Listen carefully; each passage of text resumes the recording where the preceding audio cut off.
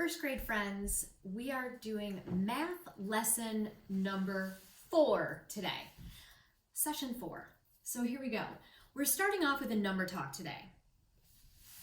Oh, wait, why isn't, oh, it's this way.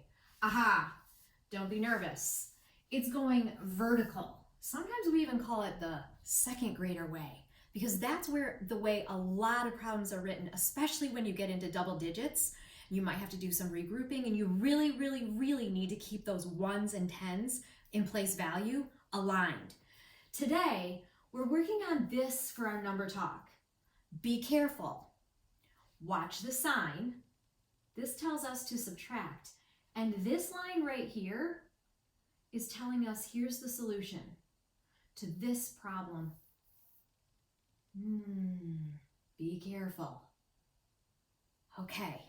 Best of luck. Here we go. So, Skippy John, you think you know? What do you think? 10.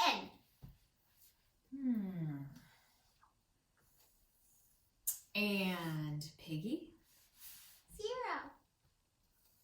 Alrighty. Gerald? 55. And finally, Nuffle Bunny, what's your thought? 5. Okay, so up here we have some possibilities. That's what we generate first, a list of possibilities. So now we have multiple choices going on here. When we talk about one of these numbers being the solution, we use these words, this language. This sentence stem helps me remember what to say. I can defend what number because, and then you explain your thinking. There must be a strategy, a tool, or a way, a process that you thought about that helped you know for sure that to be true. Okay, so right off the bat, Gerald, he thinks he knows. I can defend 10 because I know my friends of 10. Ah, 6 and 4, 8 and 2, 9 and 1, 7 and 3, 5 and 5. Friends of 10. So which one helped you, Gerald? Well, the 5 plus 5 equals 10.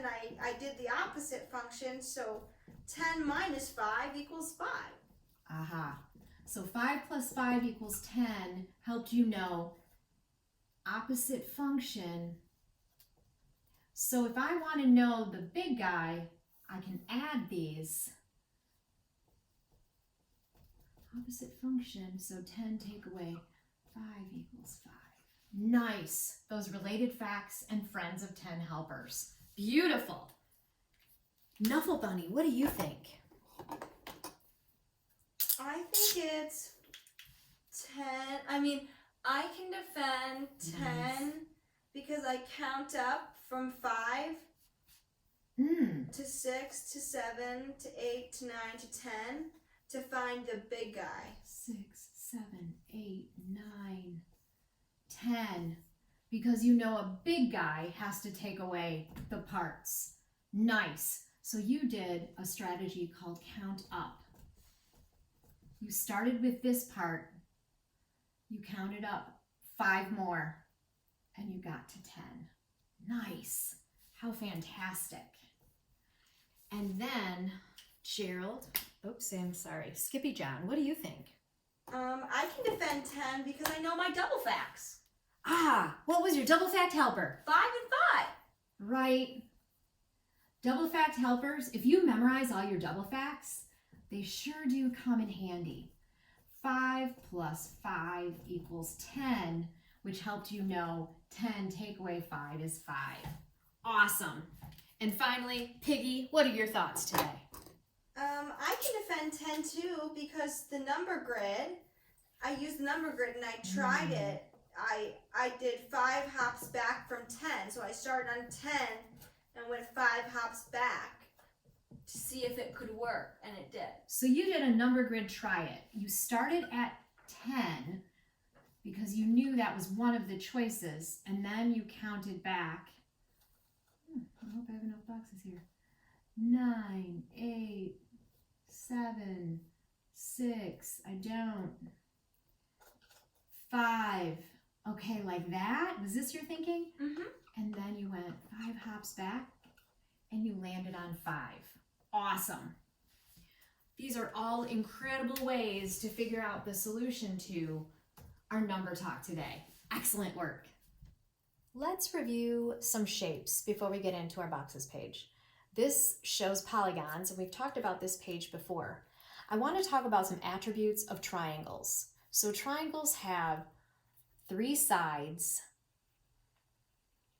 and 3 vertices. Remember, vertices is a fancy word for corner. So if I go 1, 2, 3 sides, and then same, if I mark the corners with a dot, I can count the 3 corners. In this section called quadrilaterals, we learned that they have 4 sides, quad meaning 4 sides, and 4 vertices. This one is specifically called a rectangle, right? I'm going to name some of these quads. Rectangle, and this one specifically is called a square. A square has 4 equal sides. A rectangle has 2 long and 2 short. They all have 4 sides with 4 corners. This one, I'm going to call it rhombus. Kind of looks like a diamond or a kite shape. This guy's trapezoid. And this guy, his name's Phil. Okay, that's a joke. Pentagons. Here's their attributes. They have 5 sides and 5 vertices. And hexagons have 6 sides and 6 vertices. So, recalling these attributes is going to help you today as we work on some shapes. The next thing I'm going to talk about in terms of shapes is this. I have just a sample here for you to see of some circles. This one is complete. This is whole. When you divide a circle in half into 2 parts, it's called half. And when you divide a circle into 4 parts, it's called a quarter. Not just money? No. Aha! A quarter means 1 of 4 pieces. A half means 1 of 2 pieces. And a whole means the complete piece. So there's nothing that's broken off. In talking about half and quarter, there's another way to write it. For a whole, actually, we can write a whole as 1. Half means one whole is divided into 2 parts. That's what that fraction means. And a quarter means 1 of 4 pieces. 1 whole divided into 4 pieces. It's a good way to remember how you write these fractions. Excellent. Knowing that is going to help you today, because one of the things we're going to practice with right off the bat is this. Show how you divided the pancake into 2 equal shares. Okay, if I was going to share a pancake, it better be those giant ones that, you know, like the giant chocolate chip ones from, who serves breakfast? Anyways, I would divide it in half and I would share it like this. 2 equal shares, right? Lindsay had half, Connor had half. If I'm going to share a cracker between 2 people, I could share it either way, right? I'm going to break it in half this way. 1 cracker between 2 people. Oh, show another way to share 1 cracker between 2 people. I could go this way, right? Half for you, half for me. Oh, that's pretty even. I don't know. Someone got a little bit extra on that side. Connor and Lindsay would cry about this situation. Sorry, it should have been a little bit more equal. This one, write a name for one of the equal parts of the cracker or pancake. So if I divide it like this, I write a name for one of the equal parts. I could write half, or I could write it like this, one of two parts. Cool. If you were to divide your pancakes or crackers even more, you could show how to divide it into 4 and share it among 4 people. All right, if I'm going to share this with 4 people, 1 cracker, okay, this would never happen. I'm going to pretend this is a giant cake. Then I would share it with 4 people, a sheet cake. I could divide it in half first, and then in half the other way, so that there's 4 equal shares. Show another way to share 1 cracker equally among 4 people. Okay, I'm going to divide it in half again first. But then I'm going to go like this. Oh yeah. Okay, you know what this is reminding me of? A Kit Kat bar.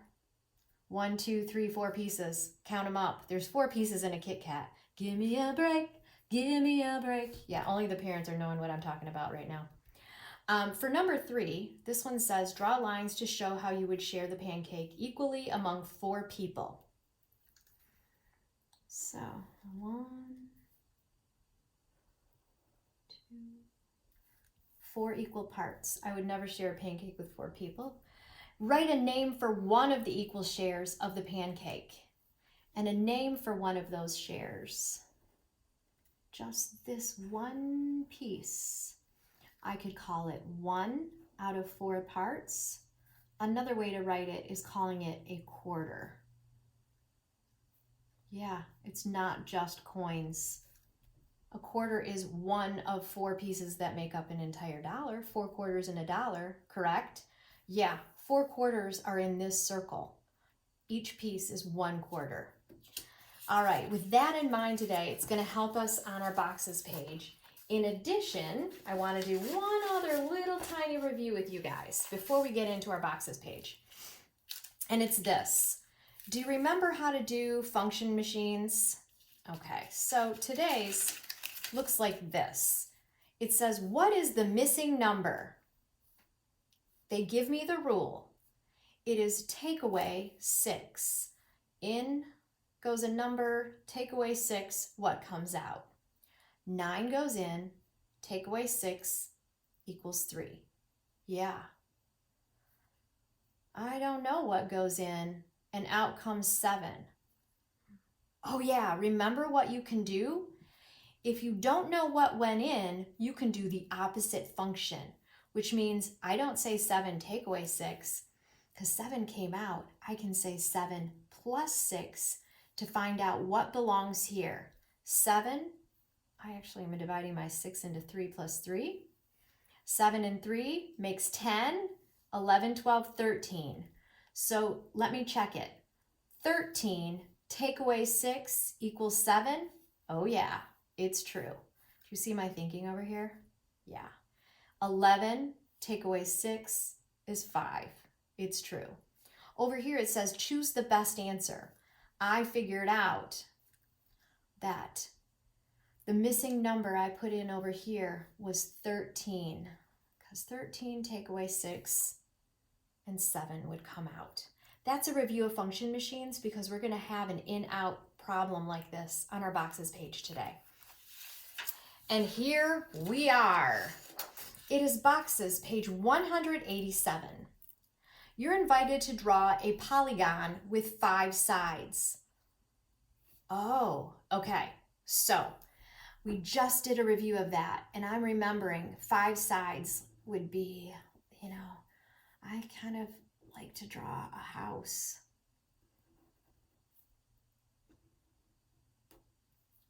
One, I can even dot my corners, because if it has 5 sides, it has 5 vertices. They match. Number 2, color the squares. Is this a square? Yeah, looks like it. Okay. This? Oh no. That looks like a parallelogram. How about this? Is this a square? Oh, it's open. Is this a square? Yeah, even though it's polka dotted. So I'm going to color the squares. How much of this shape is colored? Well, I'm going to have to color it. So now I can ask the question, how much of the shape is colored? I can write it like this, quarter, or I could have written 1 of 4 parts. How many equal shares are there in each shape? Oh, I'm glad we talked about equal shares. How many equal shares? How many people could share this? 1, 2, 3, 4. Yeah, Skippy John, Piggy, Elephant, and Gerald and Nuffle Bunny all could share that. 4 equal shares. Uh-oh. Only Gerald and Piggy are going to share this one. 2. Color one of the larger shares. Which is larger? If you break it into 4 parts or if you break it into 2? Ah, I know half is more than a quarter. Quarters are smaller pieces. All right, number 5. You have 50 cents. You buy a pencil for 20 cents. How much do you have left? And I have to write the number model for that. Well, I know I started with 50 and then I bought a pencil, which means I spent some money. Minus 20 equals. I'm going to use a tool to help me figure that out. On my number grid, I'm going to start at 50 and I'm going to go up 2 boxes because I know each one of these are 10 and this is take away 10 would be 40, take away 20, I land on 30. 50 take away 20 equals 30, right? I could even go 5 take away 2 is 3 and then just put a 0 in the ones place. How much do I have left? I have 30 cents because I was spending money. I bought something with money. So the unit is cents. For number 6, find the rule and the missing numbers. Okay, I don't know the rule. Uh-oh. In went 4, out came 0. In went something, out came 10. In went 9, out came. But if 4 went in and then out comes 0, well, that's 4 takeaway. Oh, all of them went. Okay, I get it now. 4 takeaway 4. If I want to know if 10 went out, the trick is adding, right? If I want to know what went in, I have to do the opposite function. So 10 plus 4 is 14. And that's true. 14 take away 4 is 10. I just take the 4 out of the ones place. 9 take away 4 is 5. Sweet. You're going to work on a boxes page like this. It's going to look a lot like this, only different. Here's your task today. You're going to draw a polygon with 6 sides. Number 2, color the rectangles. Let's see. Oh. Look carefully. Rectangles have 2 long and 2 short sides. Number 3, how much of this shape is colored? This part. Number 4, how many equal shares are there in each shape? How many equal shares? How many people could share that? How many people could share this? Color one of the larger shares. Is a half bigger or a quarter? Think hard. Number 5, you have 40 cents. You buy a pencil for 30 cents. How much do you have left? That number model is going to be 40 take away 30 equals, you can figure it out. And the unit is money again, so you're counting cents. Number 6, find the rule. And the missing numbers.